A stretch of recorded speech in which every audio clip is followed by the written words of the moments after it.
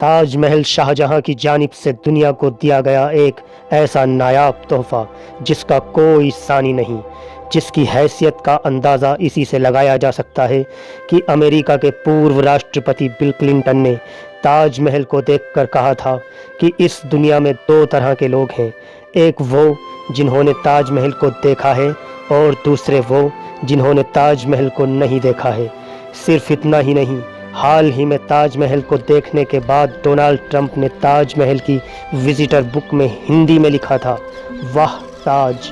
इन बातों को जानकर आप भी ये कह सकते हैं कि ताजमहल की मकबूलियत दुनिया के बाकी सभी अजूबों की मकबूलियत से कहीं ज़्यादा है।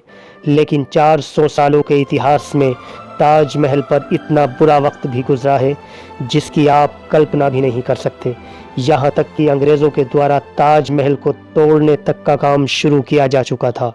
आज हम इस वीडियो में आपको यही बताने जा रहे हैं कि ताजमहल पर कब कब बुरा वक्त आया और ताजमहल पर सबसे बुरा वक्त कौन सा था। सन 1761 में मुगलों के कमज़ोर होने के पश्चात ताजमहल को जाट राजा सूरजमल के क्रोध का शिकार होना पड़ा था।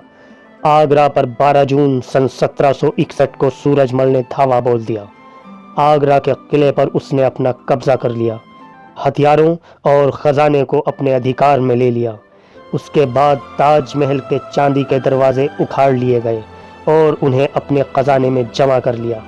जाट सेना कब्रों पर जलने वाले दिए भी अपने साथ ले गई। आगरा सन 1761 से सन 1774 तक जाटों के कब्जे में रहा और इस दौरान जाट सेना ने उसको भरपूर लूटा। सन 1831 में ताजमहल पर अंग्रेज़ों की बुरी नज़र पड़ी। फिरंगी governor general Lord William Bentinck ने ताजमहल को एक तुच्छ इमारत समझते हुए इसको बेचने का फैसला कर लिया। ताजमहल की नीलामी शुरू की गई। मात्र 1.5 लाख रुपए में ताजमहल सेठ लक्ष्मी चंद ने खरीद लिया। सेठ लक्ष्मी चंद को ताजमहल को तोड़वाकर उसके बेशकीमती पत्थरों को अंग्रेज़ों को सौंपना तय हो पाया और बाकी के पत्थरों को सेठ लक्ष्मी चंद को दे दिया जाता। लेकिन जब ताजमहल पर कब्जा लेने के लिए सेठ लक्ष्मी चंद आगरा पहुंचा तो आगरा की जनता ने उसको खदेड़ दिया। आगरा की जनता का भारी विरोध देखते हुए अंग्रेज़ों को नीलामी वापस लेनी पड़ी। कुछ समय पश्चात अंग्रेज़ों ने एक बार फिर ताजमहल की नीलामी की।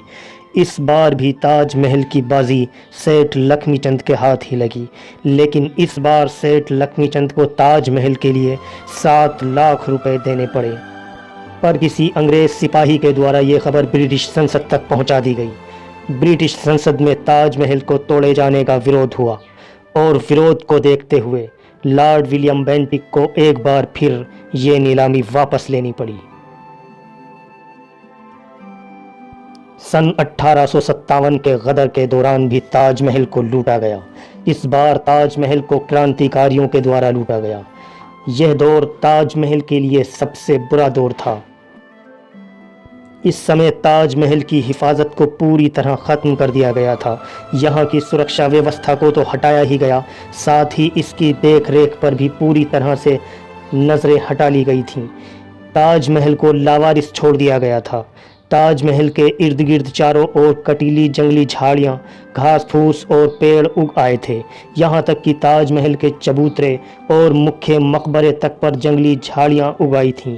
ताजमहल की सुध लेने वाला कोई नहीं था। सन 1908 में लॉर्ड नेथेलियन कर्जन ने ताजमहल का दौरा किया। ताजमहल को देखने के पश्चात लॉर्ड कर्जन को अत्यंत दुख हुआ। ताजमहल की हालत उनसे देखी ना गई। उन्होंने ताजमहल की मरम्मत कराने का फैसला किया और काहिरा के तोदरस आदिर कारीगर से कब्र पर जलने वाला एक बेशकीमती चिराग 15,000 रुपये में बनवाया।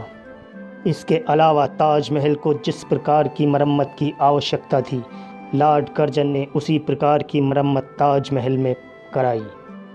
दूसरे विश्व युद्ध के दौरान भी ताजमहल पर बुरा वक्त आया। इस वक्त में ताजमहल के मुख्य गुंबद और उसकी मुख्य इमारत को बांस बल्लियों के कवच द्वारा ढक दिया गया ताकि हमले के वक्त इसको कोई नुकसान ना पहुँचे। लेकिन खुशकिस्मती से ताजमहल पर कोई हमला न हुआ। ताजमहल पर एक समय ऐसा भी आया कि जब अंग्रेज़ों ने ताजमहल के कुछ पत्थरों को तोड़कर इसको इंग्लैंड भेज दिया, लेकिन ताजमहल के इन पत्थरों को ख़रीदने में किसी ने अपनी रुचि न दिखाई और अंग्रेज़ों का ये मंसूबा धरे का धरा ही रह गया।